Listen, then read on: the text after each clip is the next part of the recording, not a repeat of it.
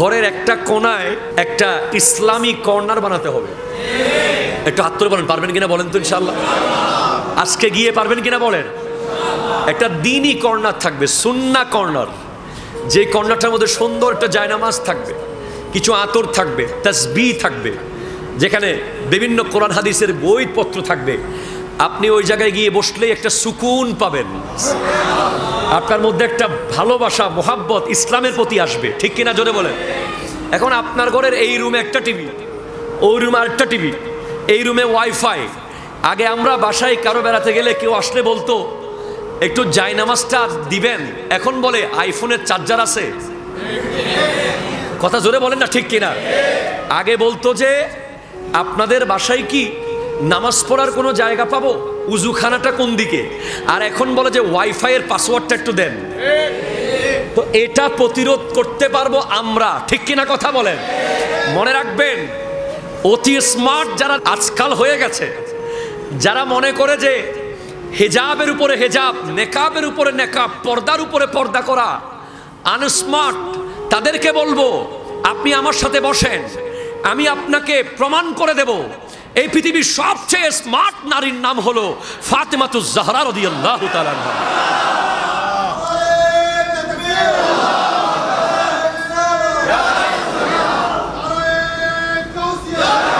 অনেক যুবকরা A+ না পাওয়ার কারণে হতাশ, ঠিক কিনা কথা বলেন।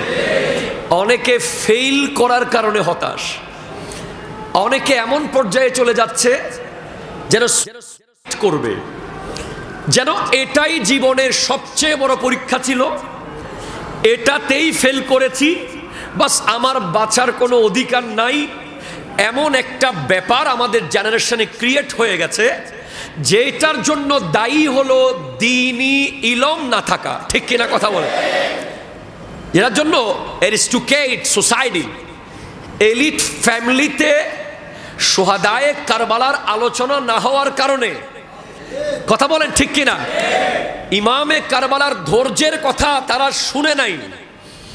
মানুষ কত বড় ধৈর্যশীল হতে পারে, এই ব্যাপারটা না বোঝার কারণেই যুবকরা ম্যাট্রিক ফেল করলে করতে চায়, ইন্টারে ফেল করলে করতে চায়, A+ না পেলে ঘর ছেড়ে চলে যেতে চায়।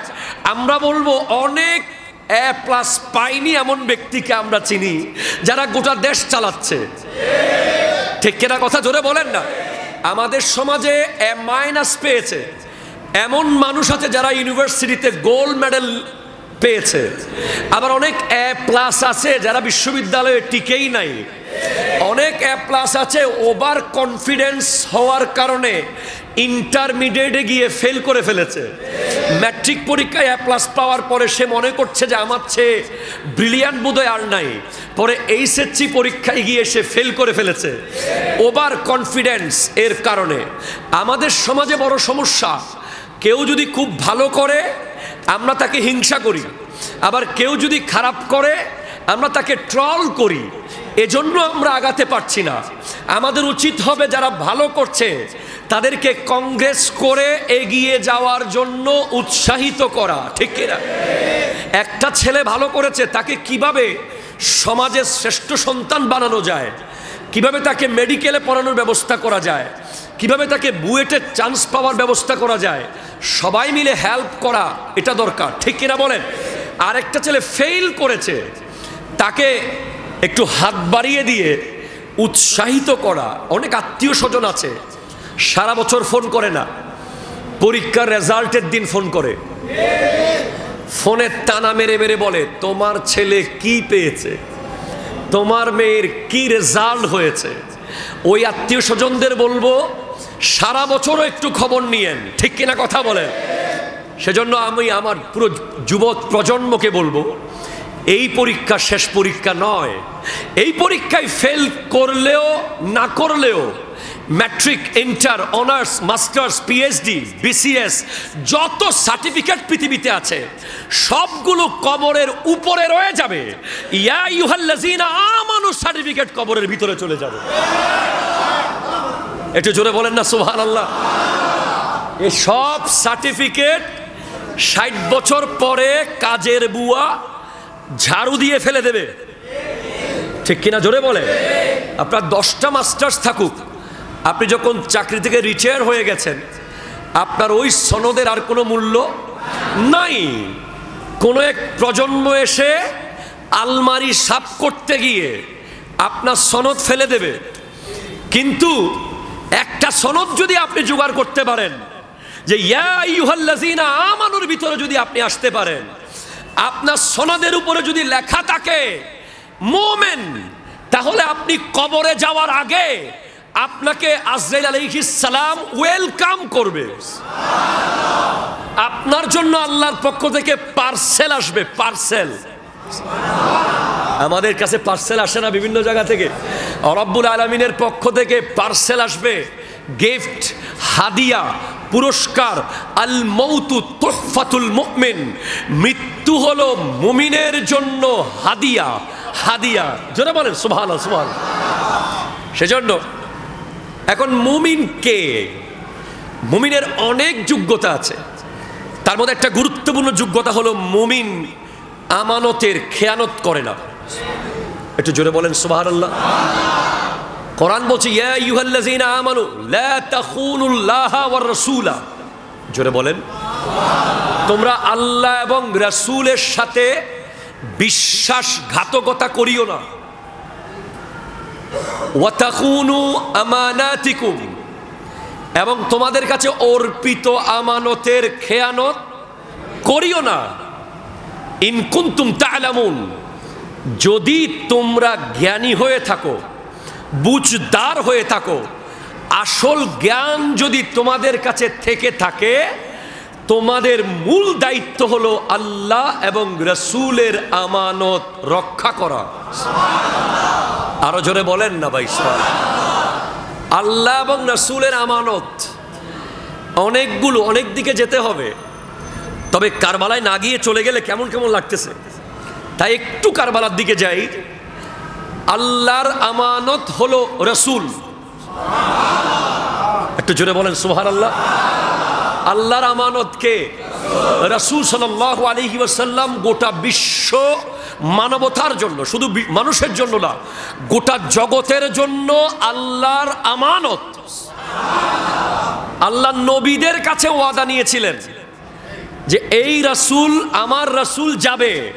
ওয়াইদ আখাযাল্লাহু মিসাকান নাবিয়্যিনা লামা আতাইতুকুম মিন কিতাবি ওয়া হিকমা সুম্মা জাআকুম রাসূল। সেখানে আল্লাহ ওয়াদা নিয়েছিলেন যে রাসূল যাবে, তোমরা তার উপর পরিপূর্ণ ঈমান আনবে, তাকে পরিপূর্ণভাবে সহযোগিতা করবে, তার খিদমত করবে। সবাই বলেছিল করব, আল্লাহ বলেছেন সাক্ষী থাকো, নবীরা বলেছিলেন সাক্ষী রইলাম, আল্লাহ বলেন আমিও সাক্ষী থাকি। তারপরে বলছে তারপরেও যদি কেউ আমার নবীর থেকে মুখ ফিরায়, সে ফাসেক হয়ে যাবে, ফাসেক হয়ে যাবে। নাউজুবিল্লাহি মিন যালিক। তাহলে আপনি বুঝতে পেরেছেন আল্লাহর সবচেয়ে বড় আমানত কে? আরো জোরে বলেন কে? কে কে? রাসূল। আর রাসূলের আমানত হলো হুসাইন। আরো জোরে বলেন না সুবহানাল্লাহ, জোরে বলেন না। मैं आपको समझाने में इतनी इल्म मुझ पर नहीं है।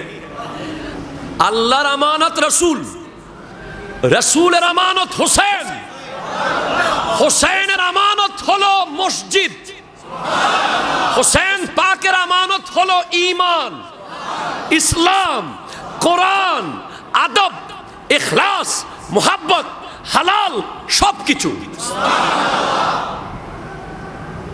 আপনি যখন একজন যুবক হিসেবে, একজন ইয়াং হিসেবে কোন নারীকে করেছেন, আপনি তখন ইমামে হুসাইনের আমানত খেয়ানত করেছেন। কথা বলতেছে না? আমি যাচ্ছি কিনা বলেন, আমার রোড ঠিক আছে কিনা? আপনি যখন একজন নারীকে ইফটিজিং করেছেন, যখন আপনি রাস্তায় দাঁড়িয়ে শীষ মেরেছেন, তখন আপনি ইমাম হুসাইন রাদিয়াল্লাহু তাআলা আনহুর রক্তের সাথে বেঈমানি করেছেন। কারণ ইমামে হুসাইন রাদিয়াল্লাহু তাআলা শাহাদাত বরণ করেছেন। লিটার, কোটি কোটি লিটার গোটা পরিবারের রাঙিয়েছেন পৃথিবীকে শুধুমাত্র এজিদিয়তকে করে দেওয়ার জন্য। আর এজিদ হলো ওই ব্যক্তি যে মা বোনের বাস বিচার যার কাছে ছিল না। ঠিক কিনা কথা কয় না? ঠিক কিনা কথা বলেন না? এটা আমার কথা নয়, আব্দুল্লাহ ইবনে গাসিলে মালাইকা হযরতে খানজালা রাদিয়াল্লাহু তাআলা আনহুর সন্তান আব্দুল্লাহ, উনি বলছেন, ইবনে আসাকির লিখেছেন, আল বিদায়া ওয়ান নিহায়ার মধ্যে এসেছে, তারিখ আল কামিলের মধ্যে এসেছে, ইয়াজিদের 4টা বৈশিষ্ট্যের কথা উনি বলেছেন। এক হলো ইয়াজিদ বেনামাজি, ইয়াজিদ মাতাল, এবং ইয়াজিদের কাছে মা বোন ভাই বোনের কোনো বাস বিচার ছিল না। জোরে বলেন নাউজুবিল্লাহ। আর হোসেনকে, হুসাইনিয়ত কি? হুসাইনি যুবকরা নারীদের দিকে যখন তাকাবে 3টা প্যাটার্নে তাকাবে, 3টা প্যাটার্ন। যখন কোন নারীর দিকে একজন হোসাইনি তাকাবে, আরো জোরে আরো জোরে আরো জোরে, ইয়াজিদি না হোসাইনি, যখন কোন হোসাইনি তার বয়সে বড় নারীর দিকে তাকাবে, সে মনে করবে এটা আমার মা। যখন কোন হোসাইনি পুরুষ তার বয়সের সমান নারীর দিকে তাকাবে, তখন সে ধরে নেবে এটা আমার বোন। যখন কোন হোসাইনি পুরুষ তার বয়সে ছোট নারীর দিকে তাকাবে, তখন সে ধরে নেবে এটা আমার পেটের কন্যা। এই 3টা ডাইমেনশনে আপনি তাকাবেন। এটাই ইসলাম আপনাকে বলেছে। হ্যাঁ, একবার আপনার জন্য একবার তাকানো জায়েজ, পরের বার আপনি তাকাবেন না। হুজুর না তাকালে কি পাবো? বন্ধুরা তো আমাকে ইন্সপায়ার করছে, কি কি শব্দ ইউজ করে এই প্রজন্ম, যেগুলো মসজিদে আমি বলতে পারবো না। নাউজুবিল্লাহি মিন যালিক। আমি তো দেখি যখন একটা নারী আমার সামনে দিয়ে যায়, সে আমার মা যাচ্ছে, সে আমার বোন যাচ্ছে, সে আমার নিজের পেটের কন্যা যাচ্ছে। ঠিক কিনা কথা বলে? কিন্তু আয় হায় হায়, যখন এইভাবে কোন হোসাইনি তাকাবে, পরের বার যখন আর তাকাবে না, বিনিময়ে কি পাবে? আমার নবীজি ইরশাদ করতে লাগলেন, আইনানে লা তামুসুহুমান নারু, আইনুন বাকাত মিন খাশিয়াতিল্লাহ ওয়া আইনুন বাতাত তাহরুসু ফি সাবিলিল্লাহ। 2টা চোখ আছে, 2 ধরনের চোখ, যেই চোখগুলো কখনো জাহান্নামের আগুনে পুড়বে না, যেই চোখগুলো জান্নাতে যাবেই, জান্নাতে যাবেই। আরো জোরে আরো জোরে আরো জোরে। 2 ধরনের চোখ জাহান্নামে যাবে না। একটা চোখ হলো আইনুন বাকাত মিন খাশিয়াতিল্লাহ, যেই চোখ আল্লাহর ভয়ে কাঁদে, যেই চোখ আল্লাহর ভয়ে কাঁদে, যেই চোখ কবর দেখলে পানি বেয়ে আসে, যেই চোখ মোনাজাতের মধ্যে কেঁদে দেয়, যেই চোখ কাফন দেখলে কেঁদে দেয়, যেই চোখ দাফন দেখলে কেঁদে দেয়, যেই চোখ নিজের হক্কানি পীর ও মুর্শিদকে দেখলে কেঁদে দেয়, যেই চোখ নিজের উস্তাদকে দেখলে কেঁদে দেয়, যেই চোখ কোরআন তিলাওয়াত শুনলে কান্না করে, যেই চোখ তাহাজ্জুদের জায়নামাজে কাঁদে, ওই চোখ জান্নাতি জান্নাতি জান্নাতি।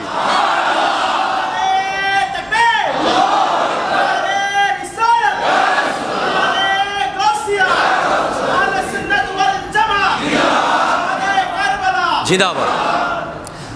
আর সেকেন্ড চোখ হচ্ছে, আমার মনে হয় অলরেডি আপনারা সবাই এটা অর্জন করে ফেলেছেন। এখন যেটা বলবো সেটা হচ্ছে ওয়াইনুন বাতাত তাহরুসু ফি সাবিলিল্লাহ, যেই চোখ আল্লাহর ঘর, আল্লাহর রাস্তা, আল্লাহর দ্বীনকে পাহারা দেয়।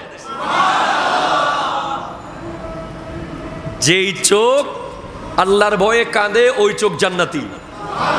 আর যেই চোখ আল্লাহর রাস্তাকে পাহারা দেয়, আল্লাহর দ্বীনের কোনো এদারাকে পাহারা দেয়, কোনো মসজিদ, কোনো মাদ্রাসা, কোনো মাহফিল, যেই চোখ জেগে জেগে পাহারা দেয়, ওই চোখও জান্নাতি চোখ, জান্নাতি। তখন সাহাবায়ে কেরাম জানতে চাইলেন, ইয়া রাসূলুল্লাহ, আর কোনো চোখ কি জান্নাতি আছে? আরো জোরে বলেন ভাই। আসলে আমার যে বিষয়, আমি বিষয়টা এখানে এসে দেখতেছি আমাদের এলন কালাম তো কিছু নাই, ওই সিরিকুট শরীফ থেকে বললে আমরা সাউন্ড বক্স হিসেবে বের হয় আর কি, মানে নিজের যোগ্যতা দিয়ে বিষয়ভিত্তিক ওয়াজ করা কঠিন। হুজুর কেবলায়ে আলমের যদি দোয়ার নজর হয়, হযরতে শাহ আমানতের দোয়ার নজর যদি হয়, হযরতে শাহ গরিবুল্লাহর দোয়ার নজর যদি হয়, হযরতে শাহ মিসকিনের দোয়ার নজর হয়ে গেলে আল্লাহ আমাদেরকে বলায় না। এলমের বাহাদুরি দিয়ে কথা বলা অসম্ভব, ঠিক কিনা কথা বলেন? তো সাহাবায়ে কেরাম জানতে চেয়েছেন আর কি কোনো চোখ আছে? তখন আমার নবী জানিয়ে দিয়েছেন, যেই চোখ বেগানা নারীকে দেখলে নিচের দিকে চলে যায় ওই চোখও জান্নাতি। জান্নাতি জানে না প্রজন্ম, এগুলো প্রজন্ম জান্নাত কি সেটাও জানে না। যদি জান্নাতের হুরের খবর তারা পেত, তারা দুনিয়ার এই নারীর পিছে ইপটিজিং করতো না, ঠিক কিনা কথা বলে? তারা যদি জানতো যে জান্নাতের হুরের অবস্থা কি। আসেন তাহলে, যেই চোখ নিচের দিকে তাকায় কোনো নারীকে দেখলে সাথে সাথে নিচের দিকে, সেই চোখ জান্নাতি না জাহান্নামী? আমরা তো খেলোয়াড়দের, অনেক যুবকদের আইডল আছে খেলোয়াড়রা। আমি দুজন খেলোয়াড় দেখেছি ক্রিকেটার, একজন হাশিম আমলা দক্ষিণ আফ্রিকার, আর একজন পাকিস্তানের বাবর আজম মেবি। এনাদেরকে দুজনকে ইন্টারভিউ নিয়েছে নারী সাংবাদিকা। দুজনের একই হাল দেখেছি। নারী সাংবাদিকা যতক্ষণ কথা বলেছে, একবারের জন্য তার দিকে তাকায় না এই দুজন প্লেয়ার। তখন সাংবাদিকা জিজ্ঞেস করেছে, আমি দেখতে কি এতই খারাপ যে আপনি একবারও আমার দিকে তাকাইলেন না? তখন ওনারা বলেছেন, হাশিম আমলা বলেছেন, বোন আপনি সুন্দর না কুশ্রী, না ভালো না খারাপ, কালো না সাদা, এটা আমি জানি না, তবে আপনার দিকে তাকানোর অনুমতি ইসলাম আমাকে দেয় নাই।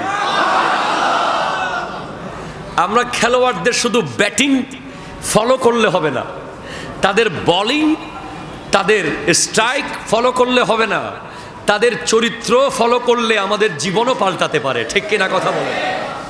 এই যে একজন খেলোয়াড় কি শিখালেন তার ফলোয়ার্সদেরকে, এতক্ষণ কথা বলেছে, একবারও তাকায় নাই, একবারও তাকায় নাই। বলে তাকান নাই কেন? ইসলাম অনুমতি দেয় নাই। তো অনুমতি দিয়েছে কাকে দেখার জন্য? বলেছে আমার বিবিকে দেখার অনুমতি আমাকে দিয়েছে। একটু জোরে বলেন সুবহানাল্লাহ। আপনি টিজিং করবেন, লা হাওলা ওয়ালা কুওয়াতা ইল্লা বিল্লাহ। আপনি বিয়ে বাড়িতে গিয়ে টিচ করবেন, আপনি কলেজে গিয়ে টিচ করবেন, আপনি স্কুলে গিয়ে টিচ করবেন, করিয়েন। তার আগে আমার একটা লাইন শুনে যান। আমার নবী বলেছেন, ক্বালা রাসূলুল্লাহি সাল্লাল্লাহু আলাইহি ওয়াসাল্লাম, হুব্বিবা ইলাইয়া মিন দুনিয়াকুম সালাস।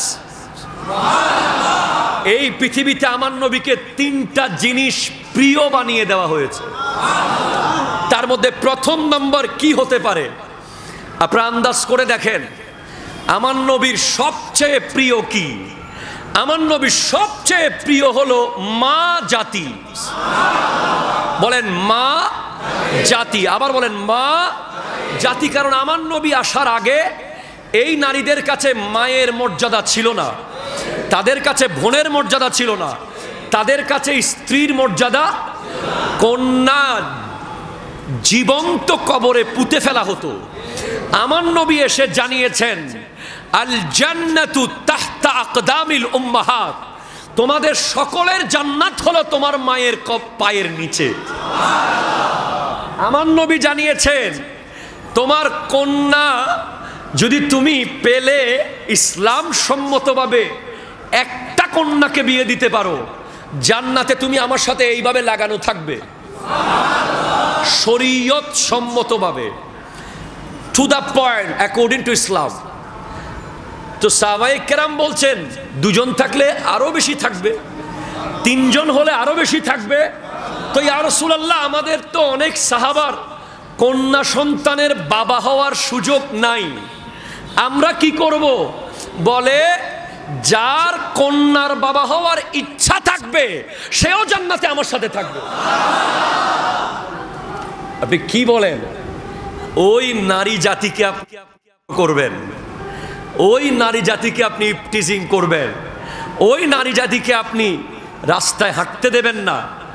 এটা কাল হাসরের মাঠে আপনাকে নবীজির কাঠগড়ায় দাঁড়াতে হবে। এটা শাস্তি কত ভয়ানক আপনি গেইজ করেন, আপনি শুধু ইমাজিনেশনের মধ্যে আনেন এই ইফটিজিং এর শাস্তি। কিংবা একটা বেগানা নারীকে, ইফটিজিং তো বহু দূরের ব্যাপার, যাকে আপনার দেখা জায়েজ নাই, যার দিকে তাকানো, তার দিকে তাকানোর ব্যাপারে কত কঠিন কিছু হতে পারে আপনি একটু গেজ করেন। হযরতে সালাবা রাদিয়াল্লাহু তাআলা, আরো জোরে বলেন না ভাই সুবহানাল্লাহ। একজন তরুণ যুবক সাহাবা হযরতে সালাবা, বয়স 14-15 বার সামান্য বেশি হবে। উনি, আমার নবী ওনাকে একটা কাজে পাঠিয়েছেন। রাস্তা দিয়ে যাওয়ার পথে কোনো এক বেগানা নারীকে উনি অনিচ্ছাই ওনার চোখে পড়েছে। হয়তোবা উনি ইচ্ছাই হোক অনিচ্ছাই হোক ওনার চোখে পড়েছে। এই লজ্জায় উনি এই বেগানা নারীকে দেখলেন কেন? এই লজ্জায়, এই লজ্জায়, এই লজ্জায় উনি 40 দিন পর্যন্ত নিজের চেহারা দুনিয়াকে আর দেখান নাই। আরো জোরে বলেন না সুবহানাল্লাহ। অপরাধ খেয়াল করেন, আপনি টিজিং করছেন বহু দূরের ব্যাপার। আপনি একটা বেগানা নারীকে নিয়ে পার্কে বসে আড্ডা দেবেন, বহু দূরের ব্যাপার। আপনি একটা বেগানা নারীকে মেহেদি অনুষ্ঠানে টিচ করবেন, বহু দূরের ব্যাপার। শুধু আমার নবীর সাহাবা, ছোট্ট যুবক সাহাবা এক নজর দেখেছে, এক নজর। এই লজ্জায় যে আমি এই চেহারা নবীর সামনে দেখাবো কিভাবে? আল্লাহু আকবার বলেন না, আল্লাহু আকবার। উনি ভাবছেন যে আমি এই চেহারাটা নবীজির সামনে কিভাবে দেখাবো? আমি তো বেগানা নারীর দিকে তাকিয়েছি। এই লজ্জায় উনি পাহাড়ে উঠে নিজেকে লুকিয়ে ফেলেছেন। আমার নবী একের পর এক সাহাবায়ে কেরামকে পাঠাচ্ছেন তাকে খোঁজার জন্য। পরে হযরতে ওমর এসেছেন তাকে খোঁজার জন্য, হযরতে বিলাল হাবশী এসেছেন ওনাকে খোঁজার জন্য। এক লোককে জিজ্ঞেস করে, এমন এমন দেখতে, এমন এমন একজন যুবককে কি দেখেছেন? বলে হ্যাঁ দেখেছি। বলে কি দেখেছেন? বলে প্রতিদিন ওই যুবক এক বেলা নেমে এখান থেকে আমাদের কিছু কাজ করে দিয়ে ছাগলের একটু দুধ পান করে আবার পাহাড়ে চলে যায়, সারা রাত সেখানে কাঁদে, সারা রাত সেখানে কাঁদে, সারা রাত সেখানে কাঁদে। তার চোখের পানিতে পাহাড় ভিজে যাওয়ার অবস্থা হয়ে গেছে। তখন হযরত ওমর পর্দার অন্তরালে লুকিয়ে রইলেন সালাবা আসার জন্য। যখন সালাবা রাদিয়াল্লাহু তাআলা আনহু আসলেন, হযরত ওমর ফারুকে আজম গিয়ে বলে, সালাবা, বলে আমার কাছে আসিয়েন না, আমি বড় অপরাধী। আমার জন্য কি আয়াত নাজিল হয়ে গেছে? আমার বিরুদ্ধে কি কোনো আয়াত নাজিল হয়ে গেছে? আমার ব্যাপারে কি আল্লাহর পক্ষ থেকে আদেশ এসে গেছে? আমি এই চেহারা নবীজিকে দেখাবো কিভাবে? দেখাবো কিভাবে? হযরত ওমর ফারুকে আজম বলেন, সালাবা চলো, নবীজি তোমাকে ডেকেছে। আরো জোরে বলেন না সুবহানাল্লাহ। তখন হযরতে সালাবা রাদিয়াল্লাহু তাআলা আনহুকে আমার নবী কাছে নিয়ে আসা হলো।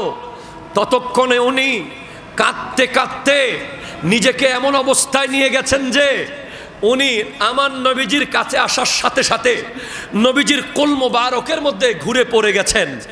নবীজি সালাবাকে কোলে নিয়েছেন। তখন চেহারা মলিন করে নিচের দিকে সালাবা চেহারায় মুস্তাফার দিকে তাকাতে পারছে না লজ্জায়।